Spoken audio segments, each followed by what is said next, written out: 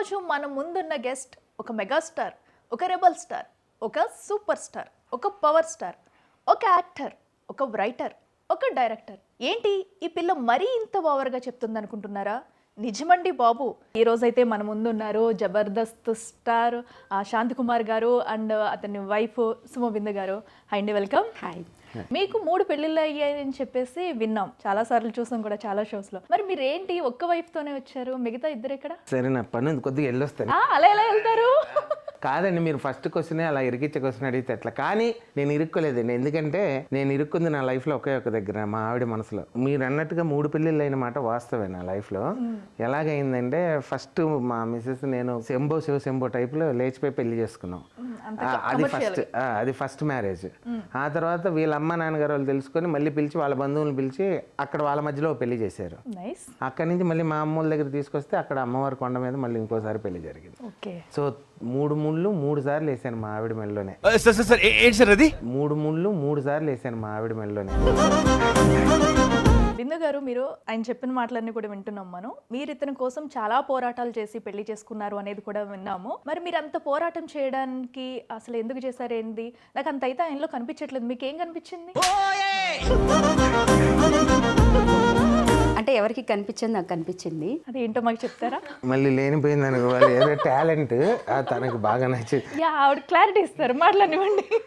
చెప్పండి. ఫస్ట్ ఒకే చోట జాబ్ చేసేవాళ్ళం ఇద్దరము. ఓకే. సో అక్కడ పరిచయం అనమాట. తను ఎక్కడ జాబ్ చేశారు? అనంతపూర్లో మీ పరిచయం. సో అక్కడ మా ఊరు అదే. విజయవాడ నుంచి జాబ్ కోసం అని అనంతపూర్ వచ్చారు. సో అక్కడ ఇద్దరం జాబ్ చేసేవాళ్ళం, ఒకే ఆర్గనైజేషన్ ఆర్డిటి అనే ఒక సంస్థలో వర్క్ చేశాము. ఓకే. సో అక్కడ కూడా కల్చరల్సే అనమాట. అంటే నేను సింగింగ్, డాన్స్ పిల్లలకి నేర్పించడం, సేమ్ ఫీల్డ్ ఈయన అనమాట. సో ఫస్ట్ ఆఫ్ ఆల్ నాకు ఆయన టాలెంట్ బాగా ఇష్టం. ఆ పర్సన్ కన్నా టాలెంట్ నేను చాలా ఇష్టపడతాను. మీరు అది అనంతపూర్లో ఉన్నప్పుడే గుర్తించారు? ఆయన అనంతపూర్కి వచ్చారండి, నేను అక్కడే ఉన్నా, ఈయన వచ్చారు. అప్పుడు మాత్రం నేను పేషెంట్, టాలెంటే నాది. కాకపోతే అప్పుడు గుర్తించి అది అప్పటి నుంచి అలా కంటిన్యూ అయింది. ఫస్ట్ టైం చూసింది కాబట్టి ఇంకొద్దిగా ఎక్సైట్ అయింది. ఇప్పుడు పాత పడింది నా టాలెంట్. చాలా టైం పట్టింది కదా, అందుకే ఆవిడ చెప్తున్నారు. కానీ ఆవిడ తను చేసిన సాహసాలు మామూలుగా చెప్పకూడదు. చిన్నప్పుడు చదివి ఉంటారు మీరు, లైఫ్ లో అలాంటివి నిజంగా జరిగినాయి మాకు. చాలా సెన్సిటివ్ పర్సన్, అంటే చూడడానికి చాలా హైట్ వెయిట్ కనిపిస్తారు, కానీ ఎక్కడ నాకు అలా కనిపించట్లేదు. అది అందరికీ కనిపించారు, అందుకే అన్న ఫస్ట్ డైలాగ్ అదే. చాలా సెన్సిటివ్, చాలా మంచితనం ఎక్కువ, చాలా హెల్పింగ్ నేచర్ ఉంది. సో అవన్నీ నాకు ఫస్ట్ ఆఫ్ ఆల్ ఏంటంటే మిమిక్రీ చాలా ఇష్టం. మిమిక్రీ కానీ తను డప్పు బాగా ప్లే చేస్తారు. ఇంకా చెప్పాలంటే మిమిక్రీ కంటే డప్పు ప్లే చేయడం చూసి నేను ఫస్ట్ పడిపోయా. 30 మెంబర్స్ దాకా ఉండేవాళ్ళం స్టాఫ్ ట్రైనింగ్స్కి వచ్చినప్పుడు.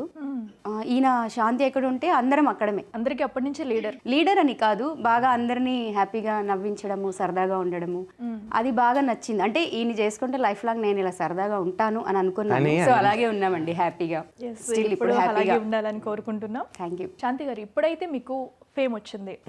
సో మరి ఇంతకు ముందు మీరు ఫేమ్లోకి రావడానికి ట్రై చేసినప్పుడు మీ టాలెంట్ని గుర్తించిన వాళ్ళు ఉండి ఎంకరేజ్ చేసిన వాళ్ళు ఉంటారు కదా, సో వాళ్ళలో ఎవరైనా ఒక 4 పేర్లు చెప్పండి. ఫస్ట్ ఆఫ్ ఆల్ మా నాన్నగారండి. సో నాన్నగారు రాసిన నాటికల్లో చైల్డ్ క్యారెక్టర్స్ ఏమైనా ఉంటే నేను వేసేవాడినప్పుడు. సో ఆ నాటికలు వేయటం అనేది నాకు చిన్నప్పటి నుంచి, నేను బాలనటుడుగా, నేను చైల్డ్ ఆర్టిస్ట్ 7 ఇయర్స్ 8 ఇయర్స్ నుంచే స్టేజ్ మీద చేశాను నేను ప్లేస్ నాన్నగారి నాటికల్లో. సో అలాగే నాకు ఫస్ట్ గురువు మా నాన్నగారు. సో నాన్న తర్వాత నేను నెక్స్ట్ నేను బాగా అభిమానించే మా గురువు గారు క్రాంతికర్ గారు అని ఉన్నారు, క్రాంతికర్ అంకుల్. ఆయన అసిస్టెంట్గా వెళ్ళేవాడిని. నేను వెళ్తూ ఉన్నప్పుడు నాకు పెద్ద పెద్ద కళాకారులు అందరూ పరిచయం అయ్యారు. ఆయన పెద్ద పెద్ద షోస్ చేసేవాళ్ళు కదా, నాకు అలా పరిచయం అవడం, వాళ్ళందరూ ఫోన్ నెంబర్లు అప్పటికే ఇప్పించుకోవడం, అలాగే ఎప్పటికైనా నేను అవుతానా లేదనే ఒక ఫీల్ ఉండేది నాకు చిన్నప్పటి నుంచి కూడా. సో అలాగా ఆయన వెనకాల వెళ్ళబట్టి నాకు మార్కెట్ అసలు ఫీల్డ్ అంటే ఎలా ఉంటుంది, ప్రోగ్రామ్స్ అంటే ఎలా ఉంటాయి అనేది తెలిసింది. ఆ తర్వాత నాకు ఆర్డిటి సంస్థ అనేది ఇంకా పెద్ద గురువు. ఓన్లీ మిమిక్రీ బేస్డ్ మీద నాకు జాబ్ వచ్చింది అక్కడ. కానీ అక్కడికి వెళ్ళిన తర్వాత 6 డిప్లొమాస్ నేను చేశాను యాక్చువల్గా. మిమిక్రీ, యాక్టింగ్, డప్పు, కరసాము, మ్యూజిక్, కూచిపూడి, అన్నీ నేర్చేసుకున్నారు. సో అంటే మాకు ఆ సంస్థ, మా డ్యూటీ ఏంటంటే పిల్లలకి మేము నేర్పియాలంటే ఫస్ట్ మాకు రావాలి కదా. సో మాకు మాస్టర్స్ని పెట్టి ట్రైనింగ్ ఇప్పించేవాళ్ళు ఆ సంస్థ వాళ్ళు. సో వాళ్ళ ద్వారా మేము నేర్చుకొని మేము ఫస్ట్ ట్రైనప్ అయ్యి మేము పిల్లలకు వెళ్ళి నేర్పించేవాళ్ళం విలేజెస్లో. ఓకే. తనకంటే నేను ఒక 2 years సీనియర్ ఆ సంస్థలో.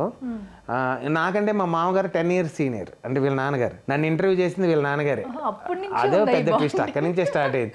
నన్ను ఇంటర్వ్యూ చేసి ఆయనకి అప్పుడు తెలియలే, అంటే జాబ్ కోసం అనుకున్నారు, కానీ ఇంట్లో అల్లుడి కోసం ఇంటర్వ్యూ చేస్తున్నానని ఫీల్ అవ్వదు. నా అల్లుడిని నేను ఇంటర్వ్యూ చేస్తున్నానని ఎక్స్పెక్ట్ చేసిండు. అవును, ఆయన ఇంటర్వ్యూ చేసిన తర్వాత నేను సీనియర్ అవడం, నా తర్వాత మళ్ళీ మా మామయ్య గారు రిటైర్డ్ అయిపోయారు, ఆయన తర్వాత మళ్ళీ తనకు వచ్చింది జాబ్ అది.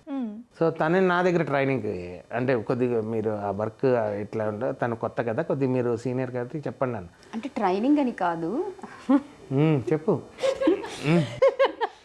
ట్రైనింగ్ కాదు, నేను ఆల్రెడీ జాబ్ చేస్తూ ఉన్నాను. ఓకే. ట్రాన్స్ఫర్ మీద ఇంకో ఈయన ఉన్న ప్లేస్కి వెళ్ళాను అనమాట. ఓకే.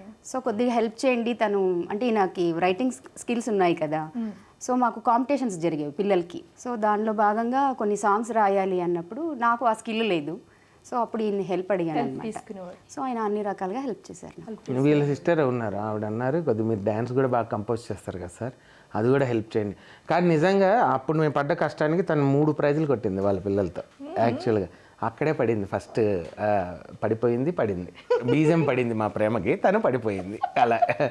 సో కంటిన్యూ అయ్యారా? ఆయన ఇంకొక పెద్ద ట్విస్ట్ తెలుసా మీకు, ఒకసారి తెలియకుండా పొరపాటున అన్న అనేసింది నన్ను. ఏంటండి ఇది, ఎలా?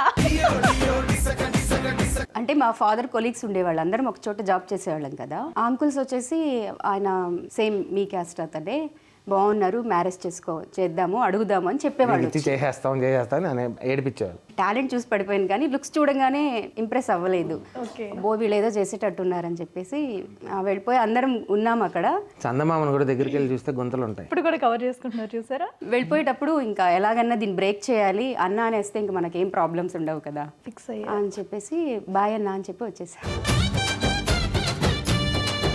అది ఫస్ట్. ఆ తర్వాత అన్న పోయి అన్నీ నేనే అయ్యా. అది ఏంటంటే మాది ఒక అడ్వెంచర్ అండి మా మ్యారేజ్. యాక్చువల్గా వీళ్ళ నాన్నగారు రిటైర్ ఇంట్లో ఉన్న తర్వాత ఈమె వాళ్ళ ఇంటికి ఆధారమైంది. యాక్చువల్గా వీళ్ళ 4 కూతుర్లు అనమాట. For more videos like this, subscribe Big TV channel.